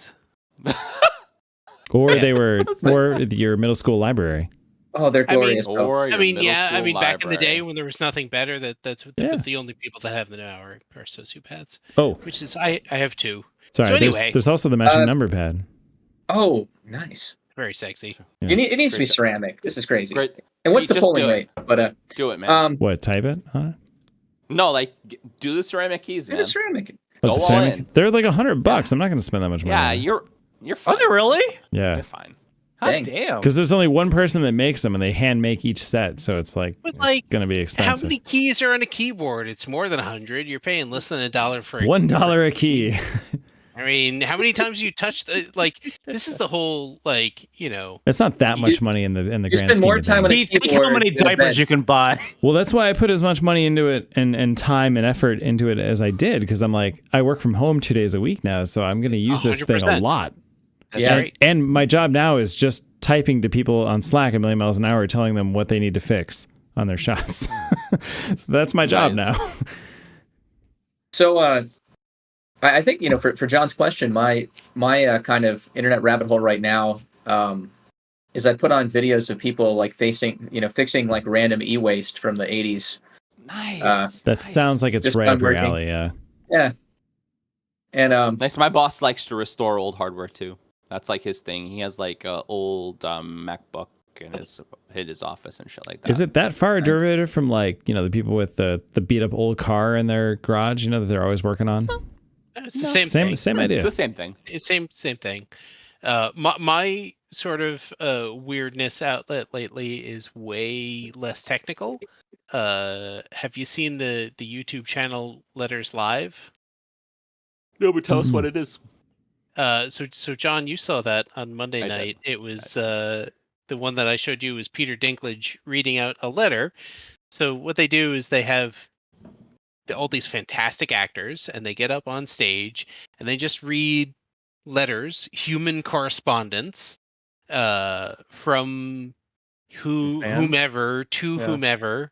This one in particular was a homeowner to like the state Department of Environmental something, because a neighbor had complained that there was some sort of construction on his property, and the guy is like, there are beavers building a dam, and the DEC is complaining to me about the construction that the beavers are doing. So like the whole thing was like the guy used the word dam as many times as he could in the letter, which was amazing, and it was Peter Dinklage reading it. I'm which was sure he double read it amazing. expertly too. Oh my god. Absolutely. Because he the- drinks the- and he knows things. He does. I mean, it was perfect for him. The one before that I watched was Benedict Cumberbatch reading a letter of a man who was banned from a hotel, explaining the incident where he left like 100 pounds of salami in his room, and he left the window open because he had to keep it cool, and it was April out, and in Canada, I think. At the And, beach. So it's still below freezing, right, basically. at the seaside, and the seagulls came into his room and ate the salami and shit everywhere. Oh, no. And, like, Incredible. and he's telling this story, and it's Benedict Cumberbatch narrating this story, and it's there are some like much more sort of poignant letters. One was a letter about Christmas in the trenches during World War II. It was a letter home from a British soldier to his family about having Christmas with Germans in World, I think Oh, wow. 1940. But also salami. Forgot what right. So like it runs the whole range from just like extremely humorous to really sort of devastating, and they're performed by these actors that You get these celebrities that are doing they're this now. Yeah, celebrities, okay. and like they do just such an amazing job. Fucking love the internet. There's one that's like from the 1600s, and it's Matt Berry opposite Peter Capaldi, and they're like yelling at each other, and that one Ah, is mind that's awesome. blowing. So yeah, that's and like I forget about this site, and then about every 6 months I rediscover it again, and I'm like, oh, I need to watch a lot more of these videos. That's pretty cool. Yeah, go find it. Letters Live. It will consume hours and hours of your life in the best way possible. Just And like this podcast. Hey, there it thank is. you. There you go. Hey now. Hey. Well, and it's also extremely long. All right, so we are at time, Just like this but podcast. the only person who hasn't told me a weird thing is Mark. Mark, do you even like the internet? I love the internet. I mean, I don't. He doesn't have Netflix, so I don't have Netflix. I mean, lately I've been watching a bunch of golf fails on my That's all my good. social medias because that just makes me feel better about my golf game. The thing I kind of miss about hearing a lot are like the eating challenges, like the saltine challenge or the cinnamon challenge or the milk challenge. I think maybe the Tide Pod challenge kind of killed all those. Yeah. So like, where do we go from here? Well, they still do some pretty intense eating challenges. Hospital? Like Steph was just talking about this as like one of the things that she'd have trouble doing if she was ever on like the challenge, right? Those MTV reality competition shows. Yeah, all those gross things that they eat. Right, like you have to be smart, fast, strong, endurance. Oh, you also have to eat like weird, like regurgitated bull testicles that are like, I don't know, fermented for 2 weeks, and somehow you're supposed to like eat 1 pound of that in 2 minutes while running a marathon. It's like, okay, this is ridiculous. Season 40 is coming out in like 2 weeks. Yeah. Nice. We just answered a hanging question from the beginning of the episode. What do we need to see at the Olympics? Oh, they're eating challenges. Just answered it. There you go. Eating challenges. That's amazing. Fermented bull testicles. Yes. Yeah. I mean, what? I don't want to watch that on Call TV back. though. So What human? What? I mean, that just it's just so core to the human condition is just eating a ridiculous amount of shit. right. What? So there's a Fear Factor channel on Samsung TV, which comes free with Samsung devices and televisions and stuff. So there's a Fear Factor channel. Okay. And every Samsung, time okay. I find the Fear Factor channel, I watch it because Fear Factor may be the most compelling show ever made. That was intense. Honestly. And we're at time. Again. All right, Foo Fighters or Eve 6? Ooh. Both. I can't do both. Figure it out. Eve 6. I will swallow my pride. It's the next epic time, but the lack thereof will leave me at the inside. It Pete, how will. many times have we seen Eve 6? 3? I saw 3. 2 of them were free. Nice. Only last paid for time it I saw once. Eve 6 last time I saw Eve 6 with Pete, he was standing on a table. We were in our 30s with a bunch of college kids, and the table broke. True story. I surfed that table down into the ground, into the muddy ground where it sunk into. Is that how the trend of Buffalo Bills fans going through tables started? It did. Maybe? It did. It definitely It started. was around the with same time. Pete. Is that your segue into a sports question, Mark? It is my segue to a sports Oh my- question. Finally going to talk about sports, but we're going to talk about pretty much the same topic that we led the show off. Sorry, Mark. We're out of time for the whole episode. We'll see you all next week. Aw. Good thing this is our show, Will. Anyway, one of the most I tried it. I had to try. It was a valiant attempt, Will. one of the most competitive events in the Summer Games is the 800-meter race, and the gold medal winner from the Tokyo Games unfortunately fell during the trials. Oh, I've been waiting for you to do this topic. And ended her chance of making the Paris Games. How do you know? You haven't seen my list. I have. Some people say she was intentionally tripped, but Mu wasn't named to a relay team either, so she's definitely not competing for the U.S. in the City of Lights. She's it's not even a relay team pick. Wow. Not even on a relay. Well, it's a well-known fact the trials are the only factor in determining the U.S. Olympic team for track and field. Other countries take history into account as well to ensure the best team represents their country. So, everyone, do the U.S. does the U.S. team need to rethink the trials for the Olympic team after a thing Mu tumbled? They definitely need a better appeal system for situations like this. I think Mo is one of the best runners in the world in the 800 meters, like full stop. Not just for the U.S., but the world. And she didn't get to go because somebody tripped her in one race. Which, by the way, she got into as the head seed after completely dominating the qualifier and the semifinals leading up to that race. Like, she wasn't even Did I mispronounce her trying. last name? I've heard it Moo, I've heard it Mo, so I think it's tomato. Instagram is telling me Mo. Mo, okay. So I think Mo. She wasn't. She looked like she wasn't even trying in the lead up to that race, and she won each of her heats handily. And you're telling me that she can't compete? So that's sad.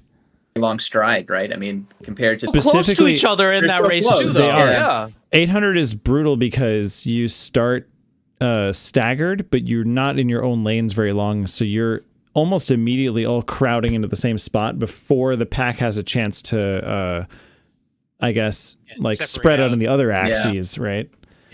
Yeah, 800 is rough. And yes, Mo does have a specifically her back legs. She kicks backwards a little bit on her stride, which could easily lead to getting tripped up. Doesn't this happen a lot during the 800? I felt like we've talked about this a little bit when Oak was on. Probably, yeah. Right, because the 400 would be worse, except you always stay in your lane. Well, at least through the first turn, I think. Is it the entire lap or is it the first? No, I think it's the whole track. You're right. I think it's the whole race. Pretty sure it's the whole track. Yeah. Right. They're just staggered quite a bit. The 800, I think, is the shortest one where you eventually end up in the same one. Which makes sense as to why it's the most dangerous for this kind of thing. Yeah, I mean, you think about the longer race, you can still recover to some extent if you trip. I've seen that. I saw somebody fall and end up winning the race. But not the 800 is too short. No, I don't know. I mean, that's a raw deal. It's less than 2 minutes of hell. There's zero room for error in that race. It doesn't make sense for the U. Like, isn't our goal to win gold medals? Yeah, I mean, you think so? Why can't Mo? I mean, now the ad revenue.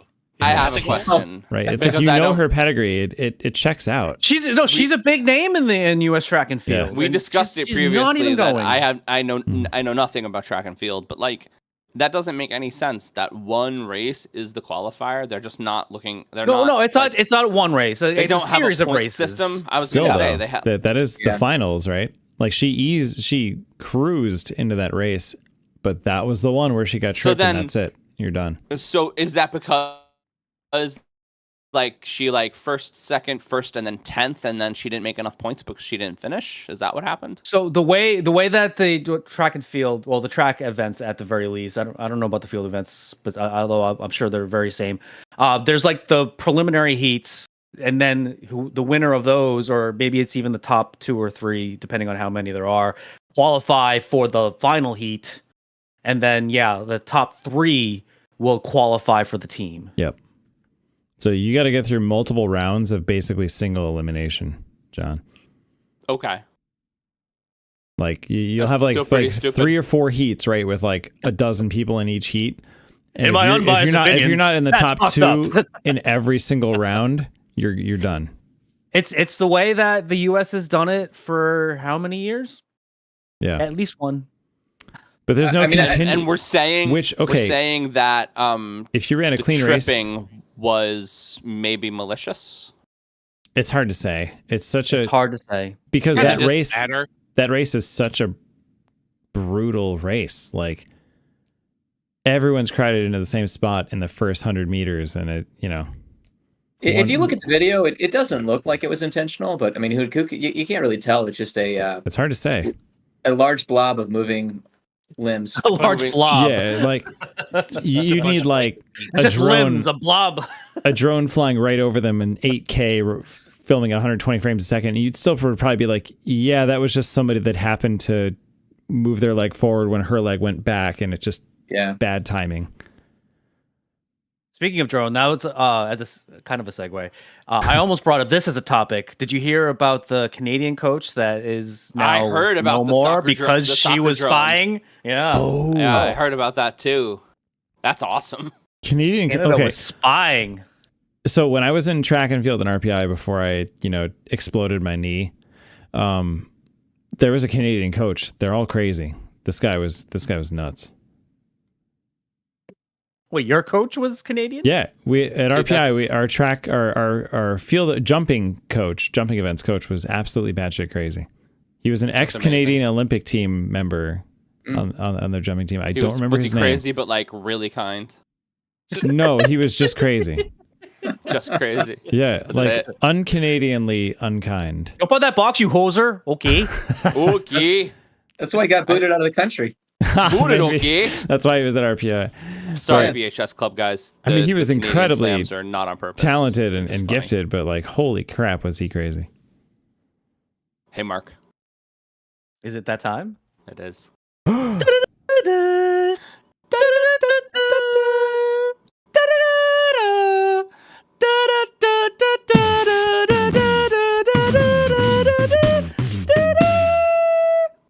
It's the final topic. So as I typically do, I was waiting for Mark to let me talk about sports.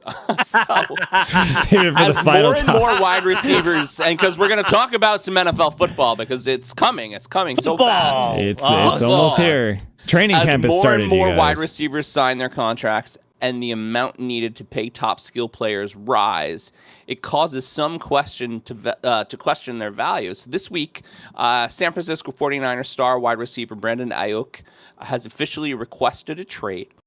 Throughout the offseason, other teams have reached out to the Niners, who publicly have said they have no intention of trading him. Ayuk, 26, is set to make $14.12 million in 2024, which is the final year of his that illustrious rookie deal. The 5th year option, right? The 5th year option, right? He has tried to apply pressure throughout the offseason to get the deal done sooner, going as far as telling former ASU teammate Jaden Daniels that the Niners, quote, don't want him back. So with the top 4 receivers, Justin Jefferson, A.J. Brown, Amon-Ra St. Brown, and Tyreek Hill all making over $30 million, where do you think Ayuk falls? Because he certainly wants top money, but is he worth it? No, I feel like not. he's just outside of that. He's not top even the number range, one yeah. option on his own team. So why does he deserve? Why does he deserve Justin Jefferson money? Mark, that's a good thing to bring up. So I've always been confused as like kind of who's the alpha dog in San Fran? Is it Debo or Ayuk? Or is it kind of 1A, 1B? Actually, it's McCaffrey. Well, okay, yeah. Other than him, because he's And a Kittle, by the ridiculous way, rock star. Because by the way, Kittle's not really. which receiver is on the receiver show from the San Francisco 49ers? Because it's not Deebo Samuel or Brandon Ayuk. But Tell you what. okay, because Kittle's a bigger personality and he's really good on TV. That's probably why. That's true. That is true. But of the 2 receivers, though, they kind of seem like they're kind of the same. Maybe Debo is a little bit. No, they're bit definitely above. different kinds of receivers. They're different but types. I think. I mean, Ayuk, I think, only really performs well. It's almost the same reason why Jimmy G and Brock Purdy are performing well. He's a wide receiver. He's a system wide receiver essentially. He's been feeling the effects of having Debo, McCaffrey, Kittle on that team. So he's getting he's not getting the shutdown corner on him. True. Debo is. Yeah. Debo is. Ayuk is making the most of that opportunity, though, yeah. He makes a lot of good plays, but is he like a $30 million wide receiver? No.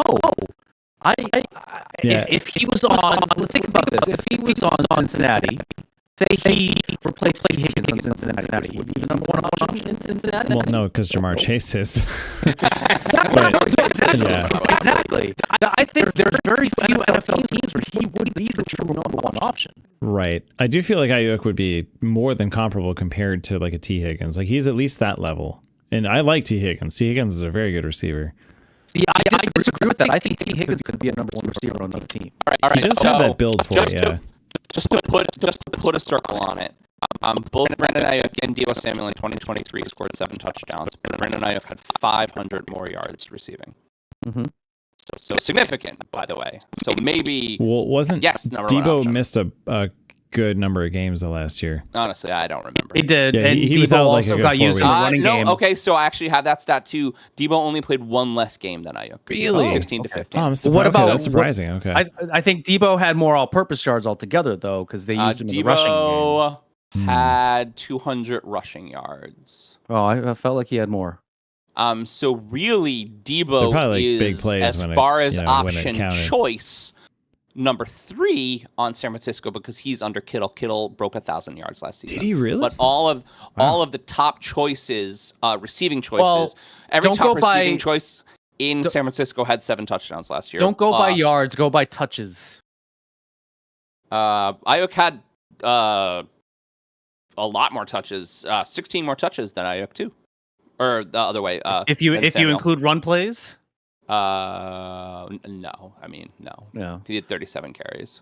37 carries, a lot of carries. So that's essentially what it goes Well, that's breaks not down that to far for off. option. Essentially, the number of touches you get in the Yeah, game. but I mean So, that's still not receptions- that much different over an entire I season. would say in almost every way as far as a receiving option. And I mean, no, we're talking apples and apples, but Brandon Ayuk was definitely the wide receiver 1 in San Francisco, which is the only thing I was looking at.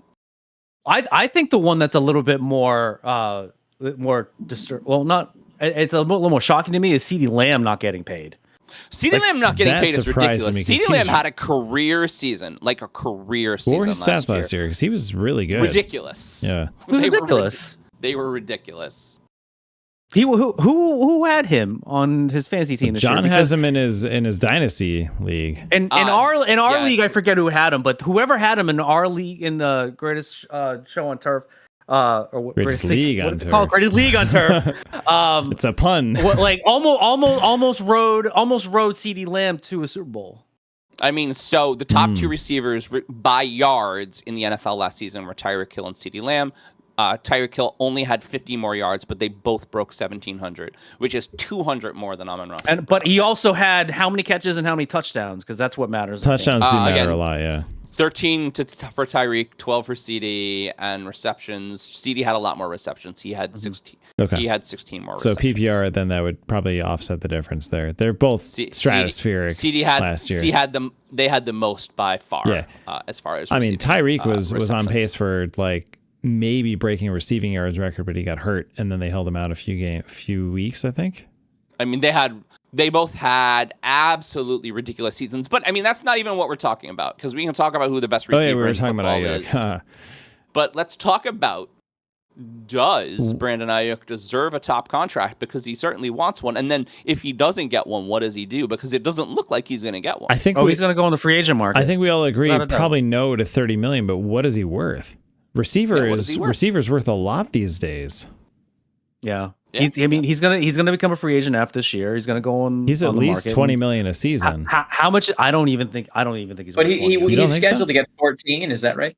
Yeah. 14 is but the last year of his that's still on his rookie contract, deal. but And yeah, NFLPA kind of gave their players a raw deal for their first 4 or 5 seasons, where like your first 4 years you're making like under $1 million, and yet you're putting your body on the line every game. Whereas like you got to survive past your rookie contract, and if you're picked in the first round, they have what's called the 5th-year option. So a team has their prerogative to keep you for a 5th season, but it's at an astronomically higher amount of money. So in the case of Ayuk, they took it, of course. Why wouldn't you for a really good wide receiver? $14 million seems like a ton of money, but when it's like $14 million compared to like, hey, I'm going to go in the open market and get bids for $30 million, like 14 suddenly seems like a bargain. Yeah, the top guys are going to make 30. Especially right when the 49ers are still in their Super Bowl window. Like they're trying to win it all. So they don't care. Right. Like we'll spend whatever. And I mean, Pete has notoriously been looking as a Bills fan for wide receiver ones. Oh, Bill would the Bills would love to have Ayuk, wouldn't they? Ayuk would be their best receiver. Love to have Ayuk. He would be. How much money is he worth to the Bills? I guess that's the question. Well, how much money do the Bills have I'll to tell spend? you this: Really the Bills could easily take Ayuk if Ayuk was willing to structure his contract such that 2024 was generous to the Bills, but then 2025 frees up $32 million of dead cap money that Stephon Diggs is getting paid right now to not be on the team. So they have a lot of money in 2025 that they could give to him. Well, it sounds and going forward like from there. Ayuk is currently being a diva, and I don't think he would do that. But see, yeah, even at $14 million, like right, if it was a straight up trade and the Bills just inherited his 5th-year option contract, I still don't think Buffalo could afford him. They have about that much, but they probably want to save a couple million just in case. So he's just outside of affordability for them. As we all do, right? We all just have just got to keep a couple million on the side just in case.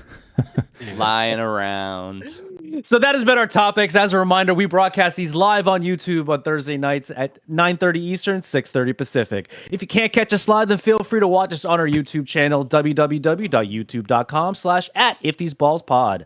And don't forget to subscribe to us by clicking on that little bell. Tickle, tickle. We would like to thank our guests for joining us this week. Thank you, Rick and Will.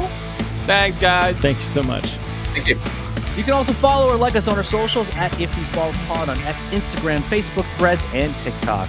Our website is www.iftheseballscouldtalkpod.com. This is Mark Pescian for my partner John Campania and producer Pete Steffen. That's what we feel they would say if these balls could talk. Good night. All right, bro. Good night, everybody. Good night. If these balls could talk.